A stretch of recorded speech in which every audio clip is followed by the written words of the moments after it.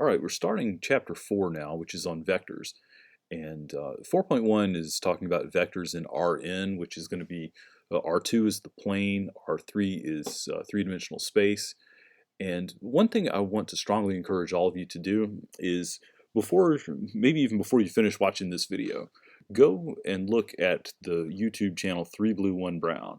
I'm linking his videos below in my open math because this is some of the best introduction to vectors in linear algebra that I've ever seen. Um, he has a whole channel here, or a whole playlist. He does have a whole channel too, but he's got a playlist here called Essence of Linear Algebra, and I'd say go ahead and watch the preview, and for this section, I'd say watch the first two videos. They're about 10 minutes long, but they use great animations and nice music, and it's some of the best ways to learn about some of these concepts. So I strongly recommend watch that stuff, then come back and continue watching the rest of my videos. All right, let's look at this. Vectors in R2, aka the xy plane. So a vector in the xy plane can be considered in several equivalent ways. One of them is, here's the plane, you can think of a vector as just being an arrow. And usually when we have an arrow, we've got two parts to it. We've got the head up here with the arrow, and then this down here is the tail. If the tail is not specified, just assume that the tail is at the origin. And another way we could think of this is as the point up here that the vector points to. And so if we call this the point xy, a lot of the time we also consider it as being a column vector xy. And the reason for that is we're going to look at a bunch of linear transformations and things like that later, and it's going to be convenient to be able to multiply a 2x2 matrix times a point and see what happens to that point when we multiply the matrix by it. So let's see, just a little bit of terminology and stuff here. The x and y values in this vector, they're called the components of the vector. And vectors are usually denoted by lowercase letters, either bold like this or with an arrow above them. And I already mentioned this, but a vector can be considered as an arrow from the origin to a point, or just as the point itself. Another thing about vectors is you can pick them up and move them around. So like this vector up here that I drew, if I wanted to, I could pick it up and move it up to, say, down to here. As long as it's parallel and has the same length, it's considered equal to the other one. And that's going to be useful for when we start adding and subtracting vectors. But most of the time, except for when we're adding and subtracting, think of a vector as having its tail at the origin. Okay, so let's look at adding vectors. Adding vectors is really easy, and if you've watched 3 Blue 1 Brown, you've already seen how to do this. But let's look at it. Add these two vectors, 1, 2 plus 3, 1. Oops, I accidentally hit the home button there. Let's see, 1, 2 plus 3, 1. To add these things together, all you have to do algebraically is just add the components. So 1 plus 3 is 4, and 2 plus 1 is 3. I mean, we've already been doing this with matrices, but now we're doing it specifically with vectors, and there's no difference. But we do have a geometric interpretation.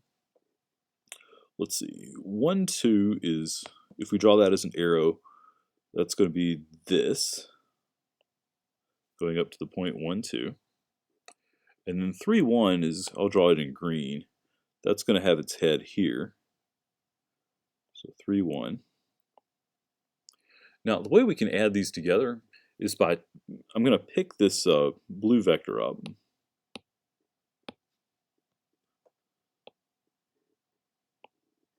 Actually, I'm going to copy it.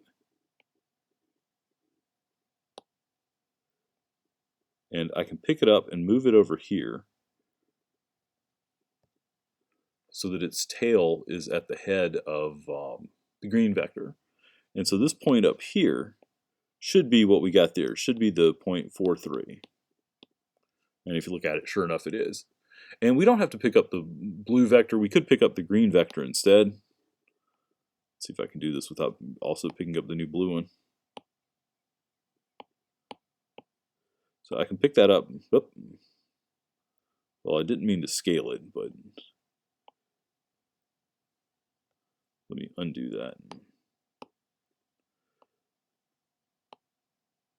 Well, anyway, if I picked that up and moved it, it would moved it up here.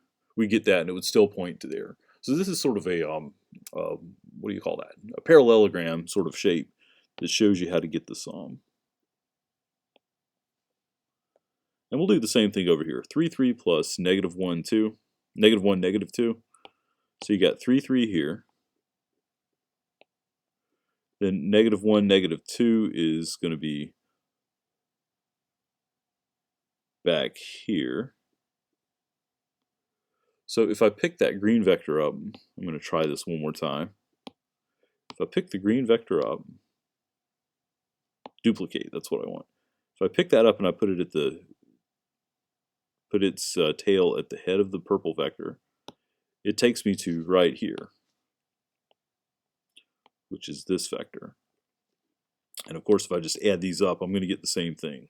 What is this? That's 2, 1. And sure enough, if you add this up, you get 2, 1. So that's just the geometric interpretation of vectors. All right, scalar multiplication. Multiplying a vector by a scalar stretches it if the scalar is bigger than 1. It compresses it if it's less than 1. It reverses its direction if the scalar is negative. Okay, all that's really saying is, whoops. All that's really saying is, you take a vector, say like this. I'm going to call this the vector x. If I decided to look at the vector 2x, it's going to look like this. Same direction, but twice as long. 3x would be, let me change it to colors. Well, let's do this, negative 1/2 x. That's going to change the direction 180 degrees and make it half the length.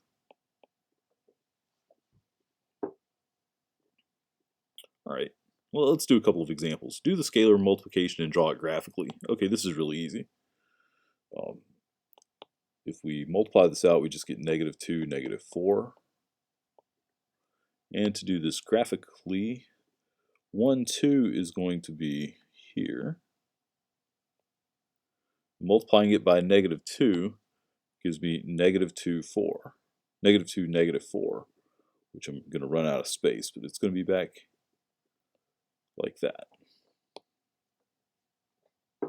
Then 3 times negative 1, 1. Well, this is negative 1, 1. And if you multiply that by 3, it's going to stretch it out to here. Let's pretend that drawing is somewhat accurate. So not much to it. All right, this last example says let u equal 2, 3 and v equal 1, negative 2. Find 3u minus 5v.